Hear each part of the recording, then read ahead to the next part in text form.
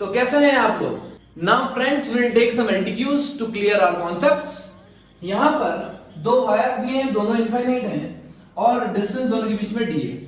वो मुझसे पूछ रहे हैं find the magnitude of the magnetic field at the centre. हमें क्या निकालना है? मैग्नेटिक फील्ड निकालना है। ठीक है दोस्तों, आओ सबसे पहले हमें परपेंडिकुलर डिस्टेंस पता होना चाहिए d/2। करेक्ट? तो मैग्नीट्यूड कितना आएगा? एक वायर का, फर्स्ट वायर का μ0/2 पाई I/d/2 कितना आ गया? ये μ0 पाई μ0I/पाई इंटू डी। करेक्ट? अब इसकी डायरेक्शन क्या है दोस्तों? इसकी डायरेक्शन वायर को पकड़ो और यहां पर अंदर की तरफ, राइट, ऐसे निकालो उंगलियां और अंदर की तरफ कर्ल कर दो, ये अंदर। अच्छा, इसका अगर देखें तो यहां पर वायर इधर, इसको कर्ल करेंगे तो क्या ये बाहर की तरफ आ रहा है सर्कुलर लूप से, ये वाला बाहर आ रहा है और ये वाला अंदर जा रहा है।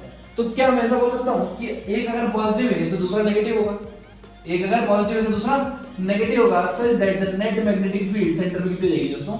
0। इस केस में आंसर हमारा 0 आएगा। ठीक है, अब यहां पर क्या गिवन है?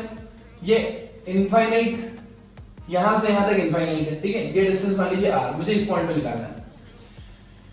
एक्चुअली में ये तीन अलग अलग सिस्टम है। कैसे? ध्यान से देखो, ये सेमी इनफाइनाइट वायर दिख रहा है आपको? अगर मैं सब हटा दूं तो ये सेमी इनफाइनाइट वायर बन गया, है ना? एक तरफ से इनफाइनाइट और एक तरफ से 0 डिग्री, एक तरफ से 90 डिग्री, एक तरफ से 0 डिग्री।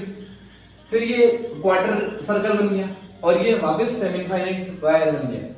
ओके, तो मैं काम करता हूं, जो नेट मैग्नेटिक फील्ड आएगी वो magnetic field due to 1 plus magnetic field due to 2 plus magnetic field due to 3 in vector form कर दूंगा। ठीक है, अब डायरेक्शन चेक कर लेते हैं। यहां से बाहर की तरफ करंट नीचे, ये बाहर की तरफ मतलब मैग्नेटिक फील्ड इधर आएगी। इसकी अगर देखें तो इसकी मैग्नेटिक फील्ड करंट इधर, ये भी बाहर की तरफ। अगर इसकी देखें तो इसके लिए आपको उंगलियां चलानी पड़ती है। जिस डायरेक्शन में करंट राउंड हो रहा है उस डायरेक्शन में अपने फिंगर्स को राउंड करो। ये भी बाहर, मतलब क्या तीनों सेम डायरेक्शन में आ रहे हैं?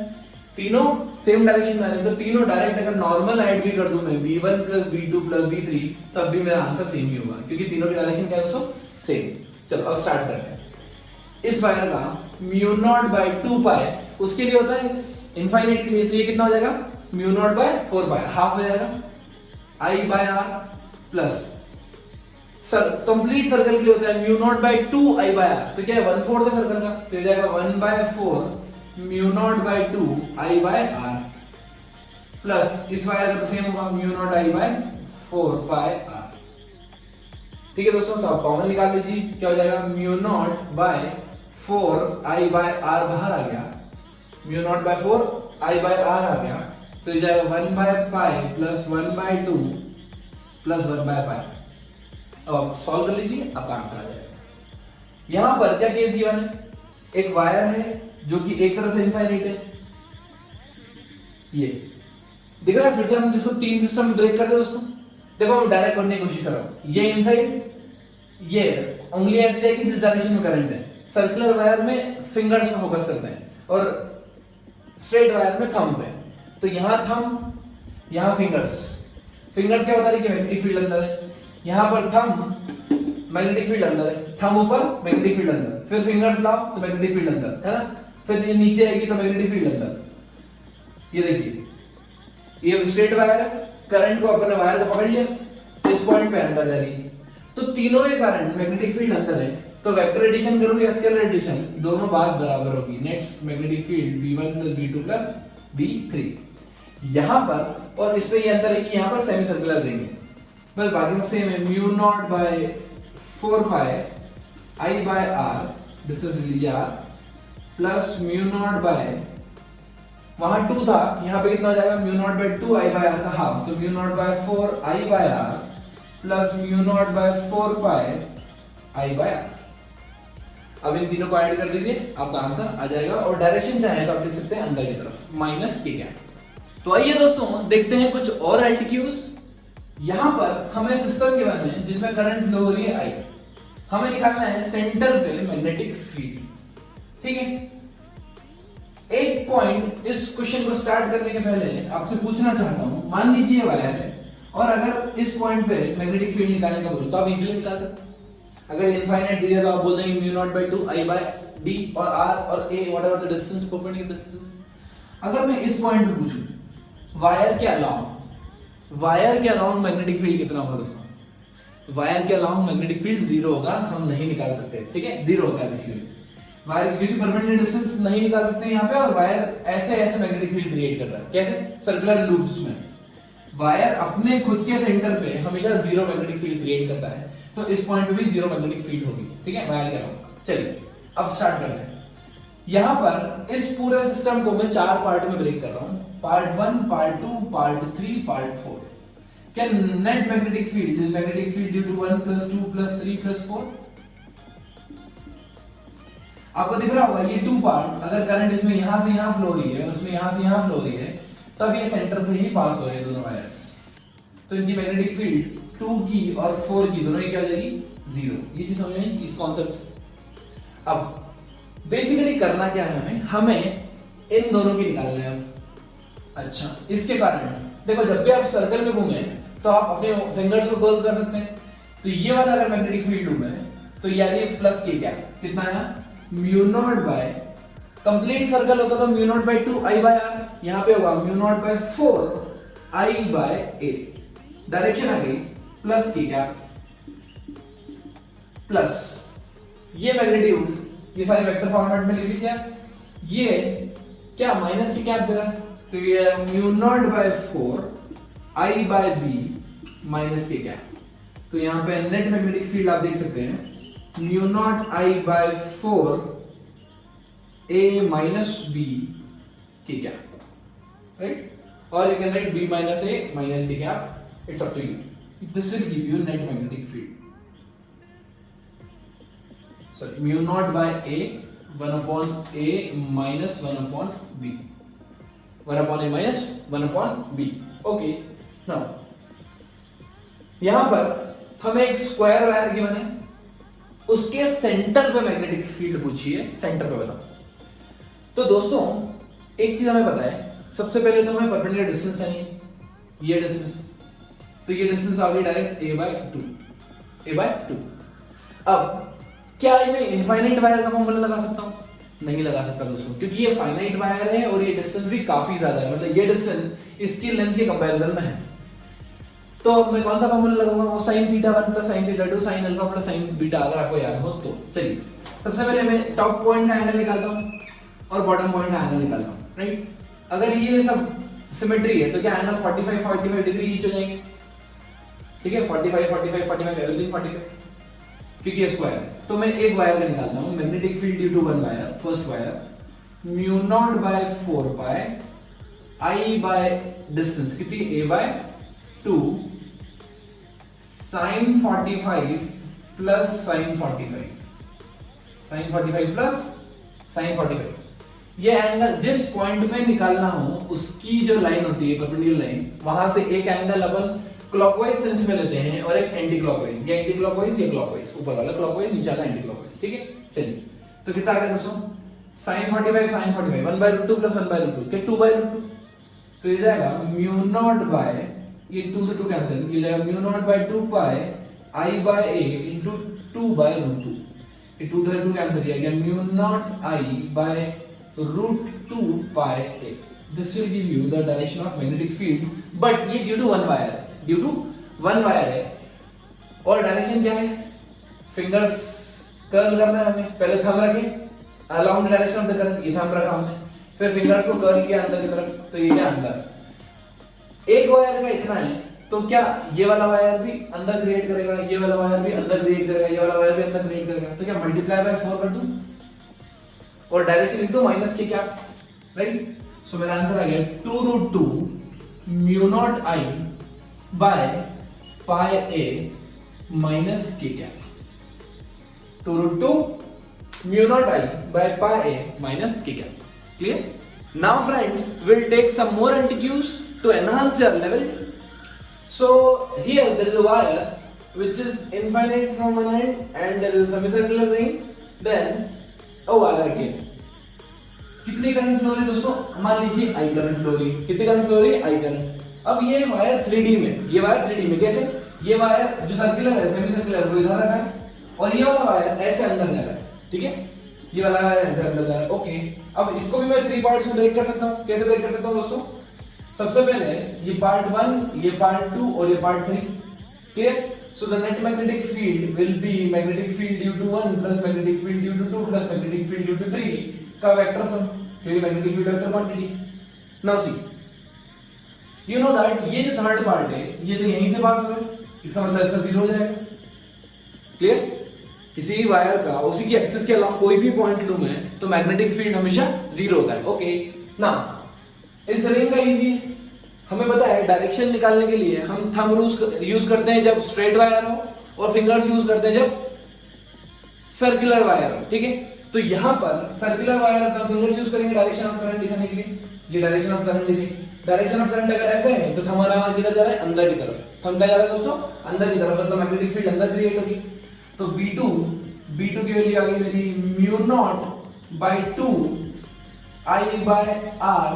ये कंप्लीट सर्कल के लिए होता है, लेकिन ये सेमी सर्कल है तो इसके लिए डिवाइडेड बाय 2 अगेन हो जाएगा, तो इसको 2 की जगह मैं 4 कर सकता हूं।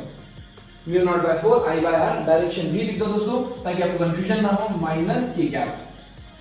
क्लियर?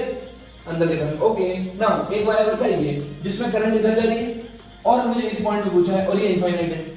दोस्तों ये क्या सेमी इनफाइनाइट वाला केस हो गया, क्योंकि मुझे इस पॉइंट पे निकालना है सेमी इनफाइनाइट, करेक्ट? अगर इनफाइनाइट होता तो μ0/2 I/R, सेमी इनफाइनाइट के लिए μ0/4 I/R। तो B3 की वैल्यू हो गई μ0/4 पाई I/R, μ0/4 पाई भी आता है इसमें, I/R। और डायरेक्शन देखो दोस्तों, ये वायर है तो वायर में हमेशा जिस डायरेक्शन में करंट हो उस डायरेक्शन में क्या यूज करते हैं? थंब को पकड़ा और घुमा दिया, राइट हैंड की पावर। तो इधर देखते हैं, ये वायर है, इसको पकड़ा ऐसे, इस पॉइंट पे घुमा दिया नीचे, कैसे जा रही है? नीचे की तरफ, इस पॉइंट पे नीचे की तरफ, तो ये क्या? -j क्या? अब आई होप आप इजीली इसको दोनों को वेक्टर फॉर्म में ऐड कर सकते हो। देखो डायरेक्ट ऐड नहीं होगा, ये k में है, ये j में है, so you have to add in vector form only. If they are asking magnitude √a² + v² कर दीजिए, आंसर आ जाएगा, ठीक है? एक काफी अच्छा लेवल का प्रॉब्लम देखते हैं। ये एक स्पाइरल टाइप की रिंग गिवन है, ठीक है? अभी तक हमने क्या देखा? सिर्फ सर्कुलर रिंग्स। मान लीजिए कि बहुत सारे टर्न्स है इसमें, n टर्न्स है मान लीजिए, ठीक है? जिसका इनर रेडियस a है, आउटर रेडियस b है। वो पूछ रहे हैं कि मैग्नेटिक फील्ड बताओ अगर करंट I है तो, अगर करंट I है तो। देखो दोस्तों, इस तरह की प्रॉब्लम को अप्रोच कैसे करते हैं? यहां पर हमें दिख रहा है कि इनर रेडियस 6 है, आउटर रेडियस 6 है, नंबर ऑफ टर्न्स फिक्स है, राइट? और हर वायर अलग अलग मैग्नेटिक फील्ड क्रिएट करेगा। इसका मतलब क्या मुझे सारी मैग्नेटिक फील्ड ऐड करनी पड़ेगी? इसका मतलब क्या मुझे इंटीग्रेशन करना पड़ेगा? ये चीज मुझे समझ में आ रही है कि मुझे इंटीग्रेशन करना पड़ेगा। देखो दोस्तों ध्यान से, तो एक काम करता हूं मैं, x डिस्टेंस पे जाके एक एलिमेंट ले लेता हूं सर्कल की शेप का, एक छोटी सी मैंने रिंग बना दी है, रिंग एलिमेंट। क्या बना दिया दोस्तों? रिंग एलिमेंट मतलब वो वायर एलिमेंट ही, सर्कुलर वायर एलिमेंट, जिसकी मैं कुछ थिकनेस लेता हूं। थिकनेस लेने का एक रीजन है यहाँ पे, वो मैं आपको बताऊंगा अभी। मान लीजिए ये x डिस्टेंस पे जाके मैंने dx थिकनेस की एक रिंग ले ली या सर्कुलर वायर ले ली, क्लियर? अब दोस्तों करंट पूरे इसमें से I फ्लो हो रहा है, करंट कोई चेंज हो रहा है, ना इंक्रीज हो रहा है ना डिक्रीज हो रहा है। तो मैं काम करता हूं, अगर मुझे छोटी सी मैग्नेटिक फील्ड निकालनी है इसके थ्रू, इस सर्कुलर वायर के थ्रू जो मैंने रेड वाला वायर बनाया है, तो क्या मैग्नेटिक फील्ड आएगी? छोटी सी मैग्नेटिक फील्ड μ0/2 I/R। रेडियस कितना है? x। μ0/2 I/R, μ0/2 I/R, where R is nothing, it is radius। और यहां पे रेडियस मैंने x लिए, ठीक है? अब इसमें ये जो एलिमेंट कंसीडर किया है मैंने, इसमें कुछ नंबर ऑफ टर्न्स भी तो होंगे दोस्तों, क्योंकि इसको इंटीग्रेट करना पॉसिबल थोड़ी है। देखो ये इंटीग्रेट नहीं होगा डायरेक्ट, मुझे कुछ ना कुछ वेरिएबल dx एलिमेंट चाहिए, छोटा सा एलिमेंट। ओके, तो मैं मान लेता हूं कि जो नंबर ऑफ टर्न्स हैं वो मान लीजिए इसमें n डैश है। कितने ज्यादा है? n dash, capital N dash ले लेते हैं ताकि आप number of turns n dash, ठीक है? n डैश के number of turns in this red element. अब पूरा खेल इस एलिमेंट का ही है, पूरा खेल नंबर ऑफ टर्न्स का ही है। देखो कैसे, तो हम निकालेंगे ये n डैश की वैल्यू। देखिए कैसे निकालते हैं। हमें पता है टोटल नंबर ऑफ टर्न्स कितने n है, राइट? इनर रेडियस ए है, आउटर रेडियस बी है, अगर मैं डिफरेंस पूछूं तो क्या बी माइनस ए हो जाएगी, राइट? इसका मतलब बी माइनस ए डिस्टेंस के ऊपर total number of turns n है, बी माइनस ए डिस्टेंस के ऊपर total number of turns n है। हम यहां लगाएंगे यूनिटरी मेथड। यूनिटरी मेथड क्या होगा दोस्तों? For example 5 apple cost 20 rupees, so 1 apple cost 20 by 5 4 rupees. If you want to calculate the cost of 100 apple then you have to multiply, ठीक है? पहले डिवाइड करते फिर मल्टीप्लाई करते हैं। देखिए तो यहां पर एल बी माइनस ए के ऊपर इतनी लेंथ के ऊपर कितने टर्न्स है दोस्तों? n टोटल टर्न्स इसी के ऊपर। हमें क्या निकालना है कि ये जो dx लेंथ है, जो छोटी सी लेंथ है, इसके ऊपर कितने टर्न्स आ रहे हैं, है ना? अब यूनिट लेंथ के ऊपर कितना आएंगे? यूनिट के लेंथ के ऊपर आएंगे n upon b minus a turns.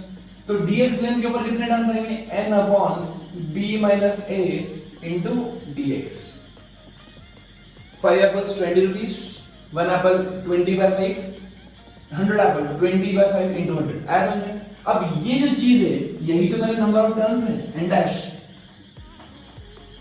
यही तो मेरे नंबर ऑफ टर्न्स है। तो उसकी वैल्यू वहां पुट कर देते हैं, n डैश की वैल्यू पुट करते हैं n upon b minus a into dx। अब दोस्तों देखो ध्यान से, ये अब मैं इंटीग्रेट कर सकता हूं, ये अब मैं इंटीग्रेट कर सकता हूं आसानी से, ठीक है? चलिए इंटीग्रेट करते हैं। जो जो कांस्टेंट है उसको बाहर निकाल लो। सो कांस्टेंट की क्वांटिटी है mu naught upon i n upon 2 into b minus a into b minus a। Integration अंदर क्या बचा? dx by x from a to b। 1 upon x का इंटीग्रेशन आपको याद होगा दोस्तों log x, तो मैं यहां लिखता हूं mu naught ni upon 2b minus a log of x from a to b। दोस्तों ये नेचुरल लॉग है, इसको ln भी लिखते हैं, ठीक है? So we can write mu naught ni upon 2b minus a। दोस्तों upper limit minus lower limit, मतलब पहले b पुट करना है फिर a पुट करना है, मतलब log b minus log a। दोस्तों क्या है, डायरेक्ट लिख दूं log of b by log of b by कैसे? log m minus log m by, okay? Copy this. Now friends, we will discuss force between two infinite parallel current carrying wires। यहां पर हमें क्या given है? दो parallel wires हैं जो infinitely long हैं, उनके बीच में कुछ सेपरेशन है, हमें उनके ऊपर फोर्स निकालना है। यहां पर दोनों कॉन्सेप्ट यूज होंगे जो अभी तक हम सीख चुके हैं। पहला, मैग्नेटिक फील्ड में अगर किसी वायर को आप प्लेस कर दो तो उसके ऊपर फोर्स एक्सर्ट होता है, करेक्ट? और दूसरा कि एक करंट कैरिंग कंडक्टर खुद मैग्नेटिक फील्ड जनरेट करता है। क्लियर? चलिए, तो यहां पर दो वायर्स गिवन है और यहां पर मान लीजिए करंट फ्लो हुई I1, यहां पे फ्लो हुई I2, ठीक है? मैं करंट अलग अलग ले रहा हूं ताकि आपको थोड़ा कंफ्यूजन हट जाए। ये वायर 1 मान लीजिए, ये वायर 2 मान लीजिए। Clear? Okay. Now what I will do, I'll try to find the force on wire 2 due to 1. Force on 2 due to 1. Force on 2 due to 1. अभी वेक्टर फॉर्मेट में लिखते हैं, इसे मैग्नीट्यूड निकालने की कोशिश करते हैं, ठीक है?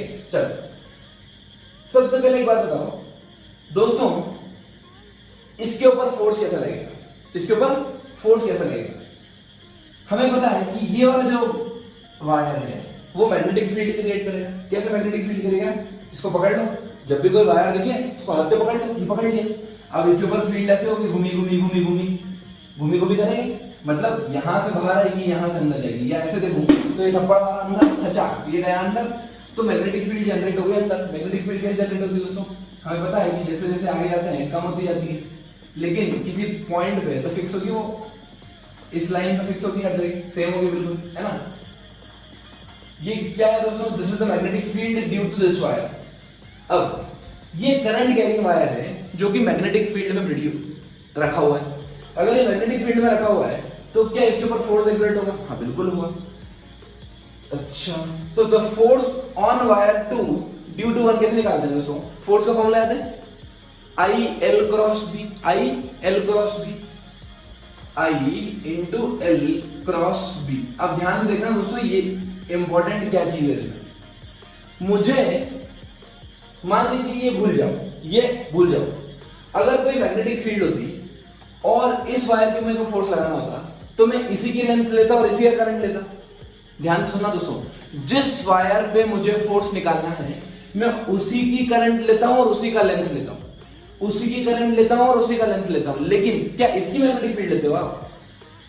आई नो कि ये भी मैग्नेटिक फील्ड जनरेट कर रहा होगा, मुझे पता है कि ये करंट कैरिंग कंडक्टर भी मैग्नेटिक फील्ड जनरेट कर रहा होगा, बट खुद की मैग्नेटिक फील्ड क्रिएट करने के थ्रू खुद के ऊपर फोर्स नहीं लगा सकते हो।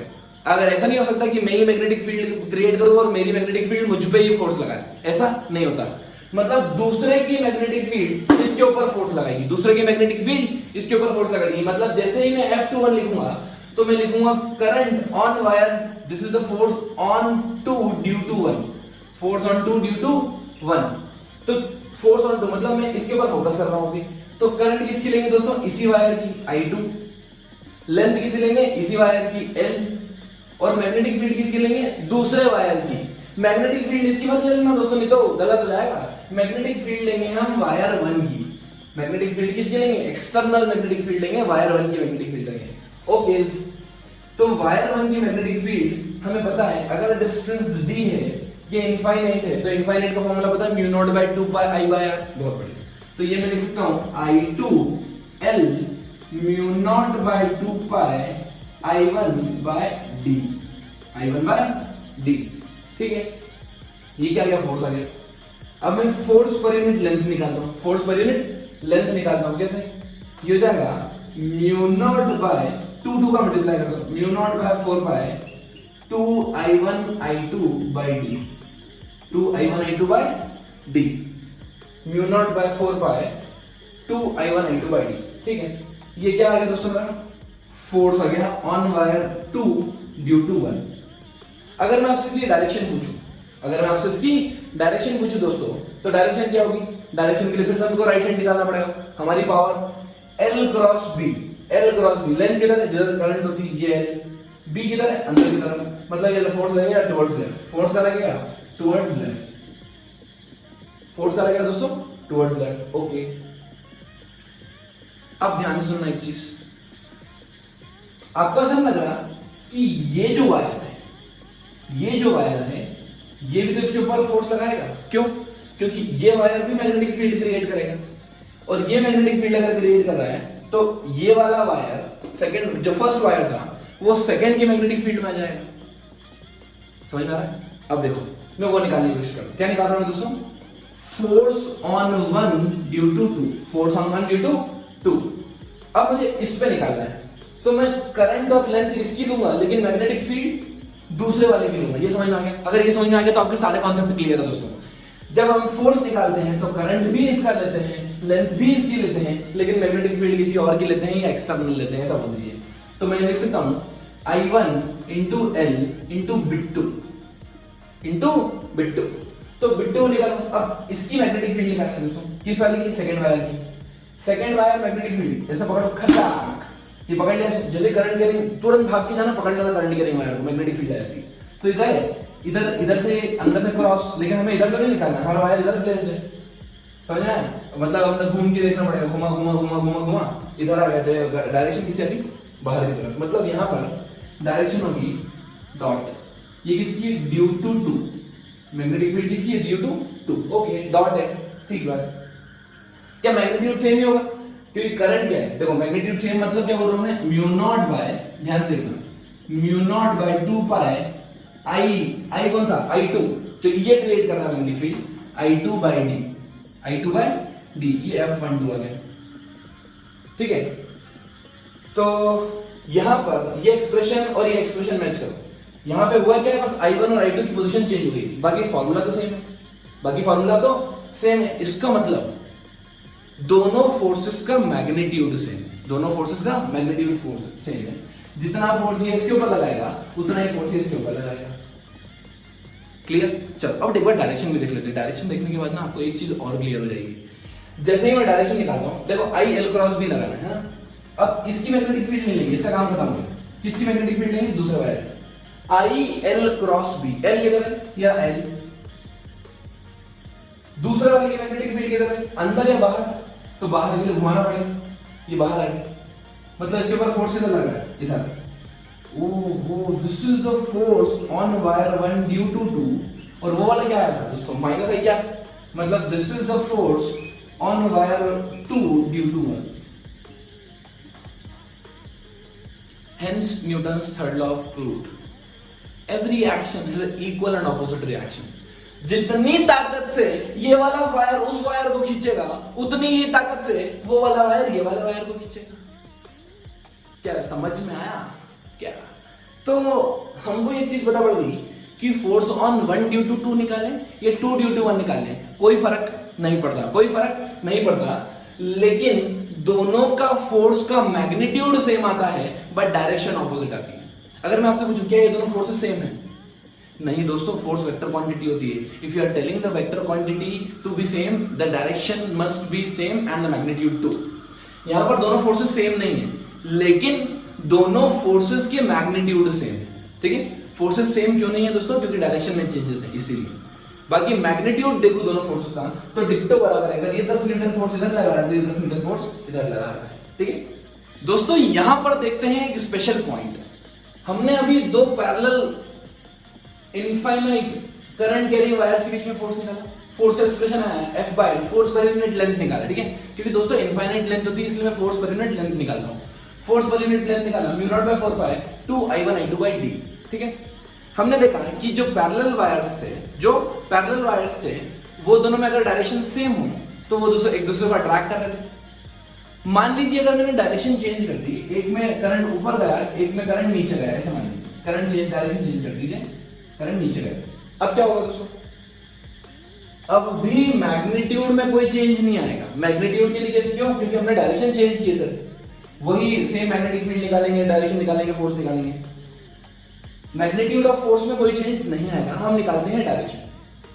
अब देखिए, अगर मैं इसके ऊपर डायरेक्शन निकालूं तो इसकी मैग्नेटिक फील्ड क्या आएगी? Cross, this is the magnetic field due to 1, right. Now force में निकालते हैं L क्रॉस B। L मतलब फिंगर्स को स्ट्रेच करो और मैग्नेटिक फील्ड की तरफ कर्ल कर दो, तो ये फिंगर्स को स्ट्रेच किया ऐसे, है ना, और मैग्नेटिक फील्ड की तरफ कर्ल कर दो, मैग्नेटिक फील्ड की तरफ अंदर, ये क्रॉस है ना, तो magnetic I L cross B, मतलब ये वायर के ऊपर फोर्स किधर लग रहा है? इधर। ये फोर्स लगा, force on 2 due to 1। Clear? Okay, इसके ऊपर देखते हैं। अब मैग्नेटिक फील्ड इसकी लेनी पड़ेगी, मैग्नेट इसको वायर को पकड़ना, वायर को पकड़ लिया, थंब और करंट सेम डायरेक्शन में, थंब और करंट सेम डायरेक्शन में, तो ये पकड़ लिया, ये इधर अंदर की तरफ। मैग्नेटिक फील्ड कहां गई दोस्तों? मैग्नेटिक फील्ड आ गई क्रॉस, मैग्नेटिक फील्ड आ गई क्रॉस। ओके, अब वही फोर्स निकालने के लिए I L cross B, L मतलब फिंगर्स, B मतलब घुमाना उसको, L क्रॉस B, L ये ऊपर, B का अंदर, तो घुमा दिया, ये फोर्स लगा इधर, कितना फोर्स लगा? F12, force on 1 due to 2। दोस्तों मैग्नीट्यूड चेंज नहीं हो रहा है, यहां पर क्या चेंज हो रहा है? सिर्फ डायरेक्शन। इसका मतलब आप एक स्पेशल पॉइंट करके नोट कर लीजिए, if the forces are attractive in nature it means the direction of current is same. या मैं उल्टी तरीके से बोलूं, अगर दोनों वायर्स में करंट सेम डायरेक्शन में फ्लो हो रही है तो वो एक दूसरे को अट्रैक्ट करेंगे, और अगर करंट ऑपोजिट डायरेक्शन में फ्लो हो रही है तो वो एक दूसरे को रिपेल करेंगे, but the magnitude of the force remain same. Magnitude में कोई चेंज होने वाला नहीं है, प्रोवाइडेड आप करंट चेंज ना करें, डिस्टेंस चेंज ना करें, पैरामीटर चेंज ना करें तो। ठीक है, चलिए अब यहां पर एक और पॉइंट देखते हैं जो हमें काफी अच्छा है और हमने 11th में पढ़ा होगा, अगर आपको ध्यान हो तो यूनिट्स एंड डायमेंशंस में जब हम पढ़ते हैं फंडामेंटल क्वांटिटीज के बारे में, तो फंडामेंटल क्वांटिटीज में हमने 7 फंडामेंटल क्वांटिटीज डिफाइन की थी। उसमें एक क्वांटिटी थी एम्पियर, याद है दोस्तों? 1 एम्पियर कैसे डिफाइन किया था? आपको वहां पर बहुत डिफिकल्ट लग रहा होगा, लेकिन हो सकता है आपको यहां पर काफी आसान लगे। हमने डिफाइन किया कि अगर डिस्टेंस 1 मीटर हो, if distance is equal to 1 metre, distance या डिस्टेंस दो पैरेलल वायर के बीच की डिस्टेंस, और करंट मैं 1 एम्पियर तब बोलूंगा, I will say the current to be 1 ampere when force, यहां पर फोर्स पर यूनिट लेंथ की वैल्यू निकालता हूं मैं, म्यू नॉट बाय 4 पाई की वैल्यू होती है 10 to the power minus 10 into 2 into 10 to the power minus 10, this is 1, this is 1, this is 1, everything is 1। ठीक है, अगर करंट भी 1 है, डिस्टेंस भी 1 है, तो फोर्स पर यूनिट लेंथ कितना आ गया? 2 × 10⁻⁷. Now, how we define 1 ampere? If there are two parallel wires, if there are two parallel infinite wires, and if the force per unit length between them is 2 × 10⁻⁷ Newton per meter, then the current in the wire is said to be 1 ampere. समझ में आया? अगर दो wire में same current flow हो रही है, अगर दोनों वायर में सेम करंट फ्लो हो रही है और वो मिलके इतना फोर्स लगा रही है, कितना? 2 × 10⁻⁷ न्यूटन पर मीटर. ठीक है, दोनों की सेपरेशन 1 मीटर है. अगर वो दोनों मिलके इतना फोर्स लगा रहे हैं, या वो एक दूसरे के ऊपर इतना फोर्स लगा रहे हैं, एक दूसरे के ऊपर इतना फोर्स लगा रहे हैं, तो मैं बोलूंगा कि उनमें से जो करंट फ्लो हो रही है वो हो रही है 1 ampere. This is how we defined our fundamental quantity. सर झुकाने की खूबसूरती भी क्या कमाल होती है. धरती पे सर रखो और दुआ आसमान में कबूल हो जाती है. Stay motivated, keep learning, keep support.